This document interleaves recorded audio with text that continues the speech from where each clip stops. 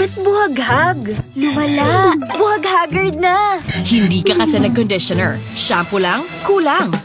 Boost Hair's Beauty with new Cream Silk Vitamin Boost. Cream Silk has 10 times more vitamins and argan oil.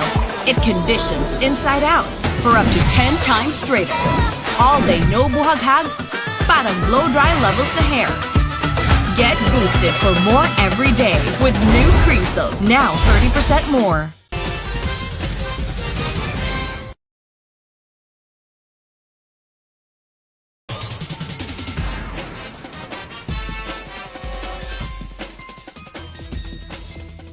Students and organizations showcase their talents through colorful art galleries, exciting film showing, lively festival dances, tasty food stalls, unique souvenirs, and interactive playbooks, bringing campus life to the next level.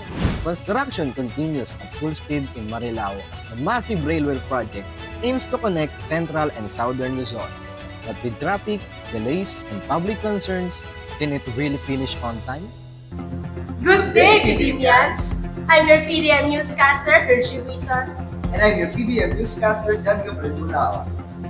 Welcome to our special news forecast for Club Week at Pambayang Tunutusahan ng Marilao. It is an exciting time as students' organizations showcase their passion, talents, creativity through various events. That's right, Hershey. The campus is full of life. There are food stalls, art galleries, film showings, festival dances, souvenir shops, and even interactive booths. To give us a closer look at the activities, let's turn it over to our field reporter, Joshua, who is live on the event's ground. Thank you, Hershey and John, and good day, Pedimians. I'm here at the Pambayang Dalo-Basahan ng Marilao, and the atmosphere is absolutely vibrant. Right behind me, as you can see, students gathering, enjoying food, exploring different clubs, and engaging all the fun activities prepared at the Club Week. Now, let's hear some of the fellow students and participants about their experience so far.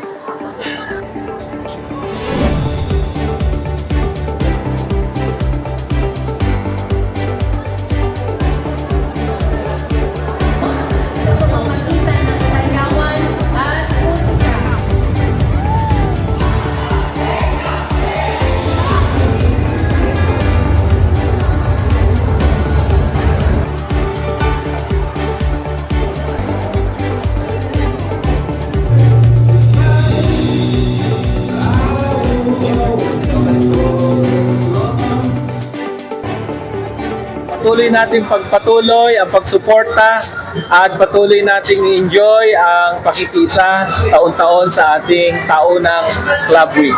Maraming salamat. Thank you po, sir. Thank you for the answers. Thank you. Ngayon ay nakita niyo na kung gaano kaganda ang Art Appreciation Club. Now, maghanap naman tayo ng pwedeng interviewin sa ibang club at itry natin dito sa club na to. Okay? Sir, are you organizer in this, Okay. Alright. Then, what's your name, sir? I'm John Herald Catalan. And what's the name of the organization? FES. Okay. Now, I have a question about your organization and your booth. Okay.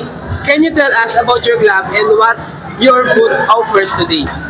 Our organization is about the Federation of Teachers, and it was also about the events that we have, which is the Palabunutan and Puppet.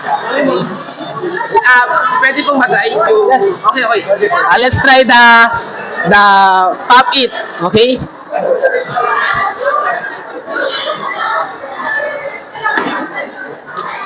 Sayang! Bawal lumiyad? Okay!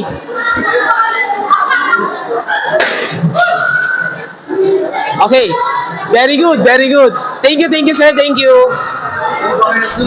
Nandito ngayon tayo sa event ng Festival ng Tourism, and then interviewin po natin sila. So ano po yung section nyo and then yung festival nyo po? And then yung experience nyo about this event po. Okay, hello, good morning or good afternoon na ba? Yes, ngayon, we are from 4-2B. Ang festival namin is representing is Sinulog Festival. Actually, sobrang saya ng festival namin kasi noong umpisa, ito na yung last namin na, syempre, yes, graduating na kami. Syempre, parang lumata kami para nag-iwan kami ng pangalan. Panalo po na po kayo. Yes. Congratulations. Thank you. Thank you. Ayun, na-interview na po natin sila. Then, nagmamadali yata sila. And thank you very much po dun sa naging epekto ng kanilang sagot. Okay, now, makikita natin ngayon na napakaganda at napakasaya dito sa A3U. At mag-interview tayo ngayon ng isang nanonood in this event. Miss, pwede ko po ba ma-interview? Okay. What's your name po and section po? Okay, my name is Casey Vega and from Asian 3. Okay, ang question po natin ay, ano pong section yung sa tingin nyo mananalo ngayon in this festival event? I think yung nagustuhan ko kasi itong festival na to kasi while nanonood ako na napapaindak ako and yung mga sayaw nila is ano siya sa beat ng kanta. Okay, thank you ma'am, thank you. Okay, salamat sa sagot ng isa ating manonood at back to you, John and Hershey. What an amazing way to celebrate students' involvement and school spirit. Absolutely. We'll be right back after this short commercial break. Stay with us. Happy birthday. Thank you.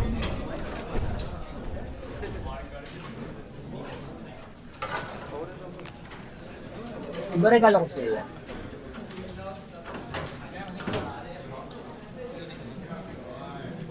Diba yan yung regalo ko sa'yo ng birthday mo?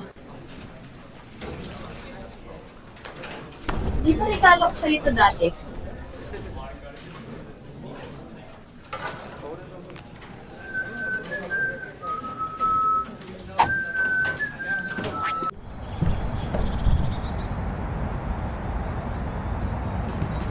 Init! Timpladong orange, sobrang lamig. Royal, ang ultimate refreshing na inumin. Royal, cool sa init para ilabas ang kulit. Welcome back to Education News. Now shifting our focus to local developments, let's take up the progress of the North-South Commuter Railway project in the municipality of Marilao. Our field reporter Landicho is starting by near SM Marilao to give us an update on the current situation. Over to you, Landicho. Thank you, Bulaon. So as you can see in the background, we are here on the site of Floyd Laguna train station. And we are here to ask the workers if they agree to PNR Chair Michael Ted Macapagal if for completing this project on time.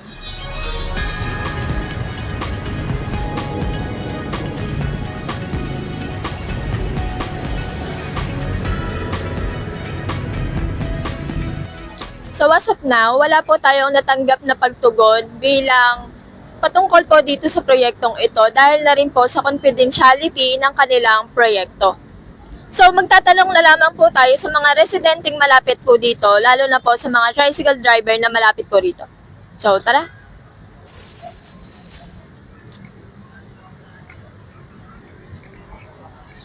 Excuse po tayo, pwede po kayo ma-interview po, sir? Pangalan niyo po muna. Ramonito, Debele. Ang itatanong ko lang po dito tayo, base po sa nangyayari po dito, di ba po, ito po, ginawa po yung proyektong ito ng Clark Train Station. Ano po sa tingin nyo, gaano po ito katagal bago matapos po? 5 years kasi. 5 years. Sa tingin nyo po, sa nagdaang mga paggawa po ng proyektong ito, nagdulot po ba ito ng traffic sa lugar na po nito? Nung ginagawa, malaki talaga. Maraming traffic nung ginagawa. Pero ito medyo ayos na, medyo maluwag na. Sa tingin nyo po, ngayong taon po, magdudulot pa rin po ba ng malawakang traffic habang ginagawa po? Hindi na siguro. Medyo patapos na rin.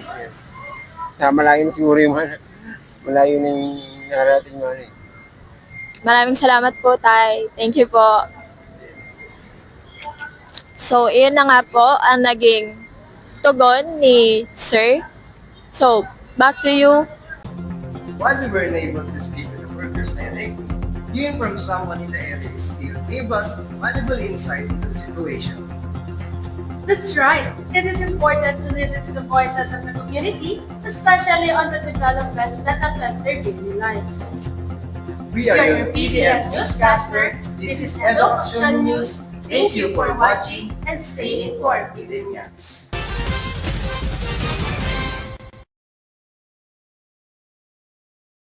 Gagalolo ko. I'm here. Galing pa sa ako. Good day, Pidimians.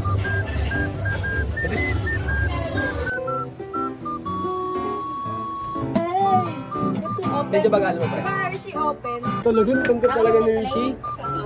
Ng ano ba? You know. Pagod na pagod.